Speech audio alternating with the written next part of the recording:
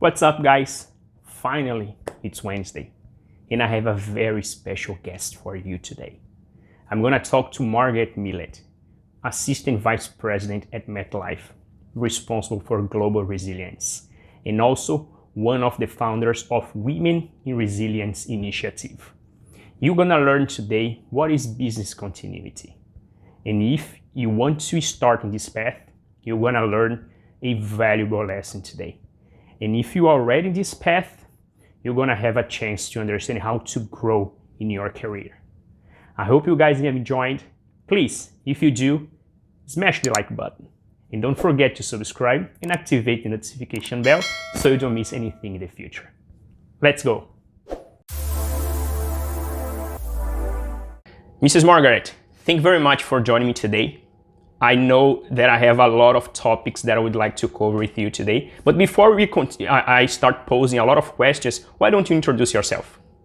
Well, thank you, Rodrigo. My name is Margaret Millet, and I live in North Carolina. And I have been doing business continuity management for some time now, something I'm very passionate about, and look forward to hearing what questions you have for me, Rodrigo. Perfect, Margaret. Margaret, actually, my first question is a very basic one. Considering the audience that we have, like young professionals and experts, why don't you just, let's set the basis, and why don't you explain what is this business continuity industry? Sure. So business continuity, I've always been asked that question about my career of what is it and what do you actually do? So years ago, I used to say I do 9/11 type of work because people could relate to it. I make sure that the organizations that I work for are able to resume their businesses and that the people have the technology, the work environment that they need, for example, a phone, a computer, they're able to access their applications and they're able to do their work. Of course, this year or last year, we all started to globally embrace the biggest business continuity management event ever, and that is COVID-19. And that is something that I don't think any business continuity professional could ever have planned for, meaning we have all had events that are what I'll say wow factors in our career, but I don't know of anybody that's truly worked something that impacted every line of business at an organization at the same time. So in that sense, it's been an exciting time to be a business continuity professional because of the fact that you've had to look at everything from every angle of the globe. And the other thing is we've had to reinvent ourselves a little bit because there have been a lot of lessons learned that have come out of COVID-19 and will continue to evolve. That's very good to know, Margaret. But before I ask you what skills and why do you think this is a very hot topic to be, a very hot industry to be in it, but my curiosity, what brought you into this industry? How do you realize, okay, I want to do that, I'm going to become a leader as a business continuity person?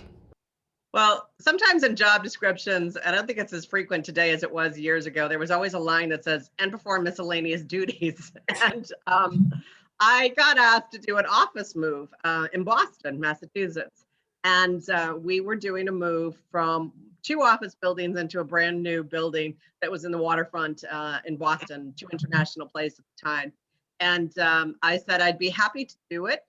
However, I have a vacation plan for the time of this move, and I am not canceling my vacation. And this, I'm dating myself, Rodrigo. This is before we all had laptops and cell phones and all those wonderful devices that we have at our disposal today. And I got back from my holiday, and everyone was like, "Oh, you had fantastic documentation. We knew exactly what to do, who to call, what to do, where to go, when to do this." And I was like, "Oh, that's great. You know, you always feel like nice to be acknowledged that you've done a job well done." And then about 6 months later, there was an opening for a corporate position for doing business continuity. I applied for it. I got the job, and I never have looked back. And I have loved every minute of my career since then. That's amazing, amazing story, Margaret. So it feels good, right, to have a good job being recognized, and actually you use this to continue growing your career. Actually, you just answered my next question: how do you reach this position? So, but you pretty much already covered this one. But we know that it was, I'm assuming it was something new for you. You had to learn like a lot of new things. But what was the challenges that you faced throughout your career since the beginning, now as a leader in this industry?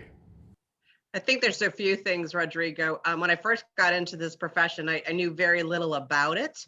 So, and I was working for a global company, and they got asked me to lead this program. So, I had a large learning curve that I had to overcome. And so I did reach out to organizations that were known at the time and still are today. I reached out to the Disaster Recovery Institute International, as well as the Business Continuity Institute, to learn about the frameworks that they already had in place to help build the program at my employer that I was at the time, and the one I've also used at every other employer since then to help build out programs that I've managed. And then the other thing is just learning how to pull it all together, because this profession has changed over time. Like all things, nothing stays constant. Sure. And so what's the new buzzword? For example, we talked a moment ago about pandemic planning because of COVID-19. If you look back over history, there's been something about every 5 years that's been health related, whether it be SARS or H1N1. And so that will always have something new that's got to be addressed and looked at. And it's also just evolving because this has become more under the spotlight for executives. And so making sure that you're keeping up with the governance and making sure that you're tracking the risks that are associated with business continuity in a global organization. So although you have a lot to learn during your early stages in this career, this industry is keep changing. But can I say that the challenge is pretty much the same? It's just a matter now you have the knowledge, you can react a little bit faster, of course, but the challenge is there because there's new things coming every single day. Yes, there are new things coming every day, and I think that new things are going to continue to come because of COVID-19. I think that there will be more rules and regulations that organizations will need to adhere to. There will be more related to third-party vendor management because we all rely on somebody else to help us be successful at our organizations, and we rely on vendors to help us, and then those vendors rely on other vendors to help them. So it is a domino effect. And for example, you do hear and you continue to hear about how car manufacturers, for example, might have a single component of a car that has a single point of failure because it's only produced in one country. That probably will no longer be acceptable to the executives at organizations because they need to make sure that they continue to manufacture and or service customers. And I also think that executives and boards are going to want to know more about business continuity management. I think not that it wasn't important before, but I think that they're really going to want to understand more on a regular basis the state of readiness for their organization in order to continue to be best in class and to make sure that they're servicing the needs of their employees and customers. That's why another reason why this is a hot industry, right, to discuss now and to have more people engaging into it.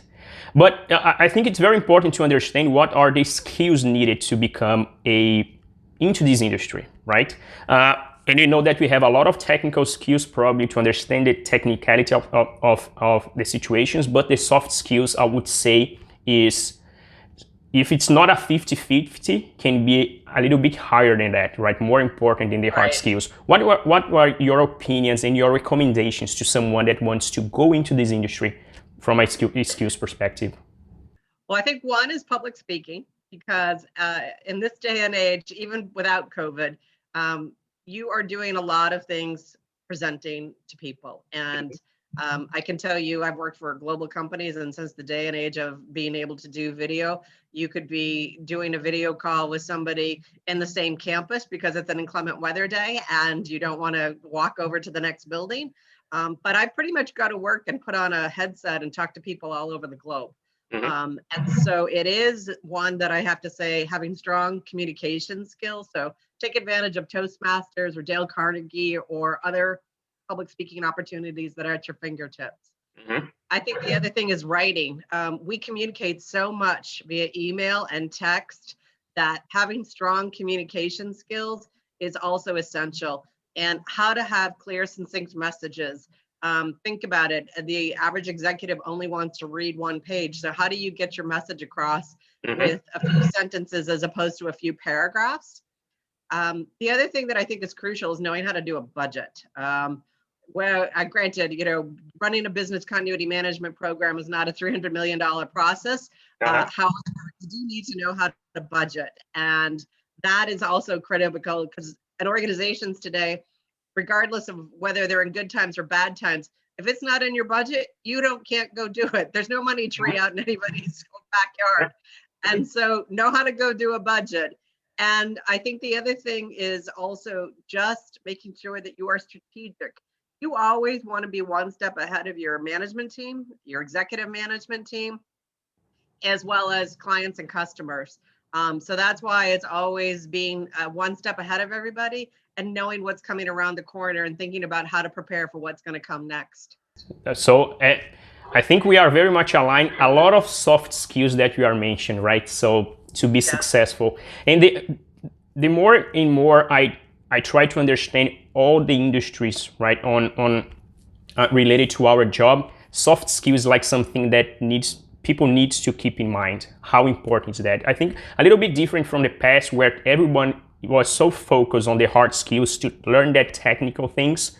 It is of course very important, but the soft skill we need to learn. Communication, empathy, negotiation skills is important across the board, correct? Right. But one thing that I'm very, very interested in, Margaret, is to talk about the Business Continuity Institute, more specifically the Women in Resilience. Could you explain a little bit about this initiative? Sure. I want to just take a step back. I've always been passionate about paying it forward. And one thing that I have realized in my time in this profession is there are not as many women as there are men out there. When I go to events, there's typically always more males than females. And so the Business Continuity Institute Women in Resiliency organization started 2 years ago, and I'm a founding member of it. And so it's an opportunity for women around the globe who are active in business continuity management. And it doesn't need to specifically need to be business continuity. We welcome women from cybersecurity, vendor management, et cetera, because I look at also the realm of business continuity management, depending on what organization you're in, is like the Arc de Triomphe. Whoever sits on top, you've got all these inroads into the top of the Arc de Triomphe, and you've got to manage it all. So we welcome everyone. But it's an opportunity for women to have a collaborative event to go to network and share information. And in fact, we're having an event on Monday, March 8th, in honor of International Women's Day. And we have a whole host of events. So please go to w.bci.org and find out more about the events. But it's a great opportunity to learn and to pay it forward to other women, because I truly believe mentoring is the way to help others within the profession, whether they be male or female. And also, Women in Resiliency is not just for females.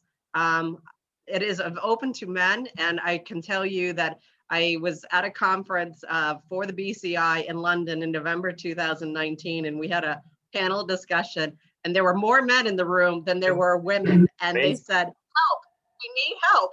And I said, most important thing that you need to do is make sure that you are not only mentoring women, but you are sponsoring them for positions within your organization. And you have to make sure that you're looking at things through a different lens, because you're not always going to have somebody that's going to be available to work for you 9 to 5.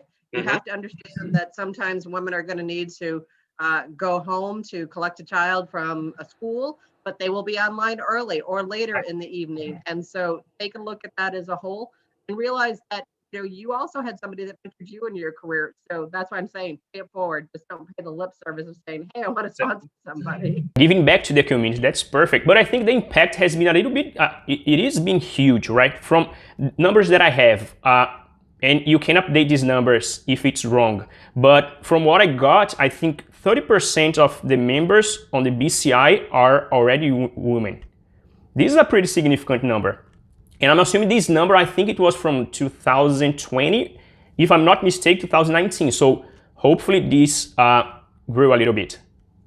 I can't actually quote you the actual numbers because I don't work for the BCI. I'm just a member and a volunteer. I see. However, I will say this, Rodrigo, which was a concern, is there were many articles that were written last year. And actually, Sheryl Sandberg partnered with McKinsey, and they did a report last year that talked about how, because of COVID-19, many women were having to reevaluate their careers, and maybe some of them decided to hit the pause button on their careers and stop. And so what I worry about is through that, and also when the economy has a downscale, sometimes there are layoffs. What I worry about is that there could be a gap in the opportunity for women to have mentors in an organization because there is that pool of people who are no longer available. And so I think now with COVID-19, it's even more critical that women and men get out and mentor and help foster and encourage people, because I know budgets may be tight, but the other thing that's part of making sure that you understand this profession or any profession is having the skills. So getting some type of training and certification, and their webinars are great, and going to online conferences, but it's getting the fundamentals of what is the foundation of a business continuity management program or a cybersecurity or whatever industry you're in.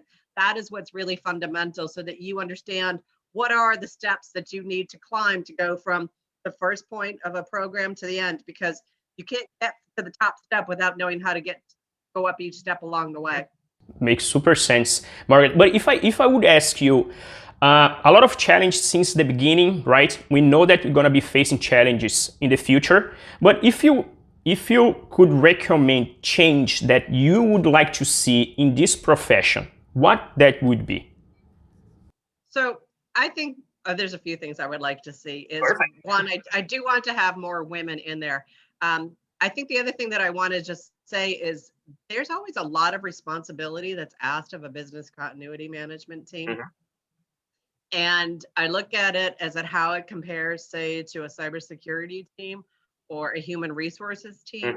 For example, most global resiliency teams, I don't even think have 20 people, and I'm just using that as a number. And yet they're there in an organization to help serve it globally or even domestically or whatever. And I look at it, you've asked them to touch with every business, every application, making sure that they're there for events, whether they're planned or unplanned events. And yet you then go look at a human resources department, and I'm going to say this, I've never worked at an organization where a human resources department only had 20 people. So I think the other thing is it's time now to really look and see what are the right number of people you have to support it, so that you can really ensure that you have the program components that are in place and that they're really truly done annually or biannually or whatever it is that you feel is the right fit for your organization. Because I continue to say this, the one constant in life is change. And that's going to be whether it be the points of contact that you work with, the applications, the business processes, as well as the members of the business continuity team. People come and go. So you've always got retraining that's taking place as well. And when you're always, what I'm going to say, down a person, because even if you're fully staffed, you've got to allow that the fact that technically on any one given day, somebody's in training, somebody's out sick, they're in meetings, et cetera. So you're not getting your average workday in because of that. That's perfect. But I do have one last question, Margaret. It's going to be a tough one. Sure, okay. Rodrigo? Because if not, we can do two more. I know I pose a lot of questions, but I was eager to have this one with you. But this is going to be a tough one. Imagine that you are in a room full of people, or you are speak like a broadcast. Think this as a sales pitch where we can convince people to join the business continuity industry. Why should people get more involved? Why they should be going to this path? Okay. I think that you should be doing this because, one, you are a very important asset to yourself and to your organization. And I look at it as your responsibility, whether you are playing an active role in business continuity management or you're on the sideline, that you are very crucial to the success of that organization. And so if you get a nose to say, update your contact information or update your floor because you just did an office move, it's your responsibility to do that so that when an event happens, you know what to do, where to go. I look at it as, think of this as just because you're at work, you would know, for example, where your car keys are at home. So why shouldn't you know what you need to do in the event that something happens at your workplace, whether you're in the office or outside of the office? And I just look at it, it's good business practice. It's what your clients would expect, your customers, and what you would want from your employer. You don't want to be saying, oh, I didn't know I didn't need to go to work today, but I didn't update my contact information, so I wasn't notified. Margaret, I think And I hope that this conversation can change some minds and we can have more people in this industry, especially women, and can be engaged more and more with mentorship and try to engage this huge community. But Margaret, you have a busy schedule. I'm not going to steal more time than I request from you today. Hopefully in the future I can steal more of your time, but I would like to appreciate your time for today and thank you very much for joining me. Thank you for inviting me to come chat with you today. It's been very enjoyable and I look forward to our next discussion. Perfect. Thank you very much, Margaret. Have a good day. You too.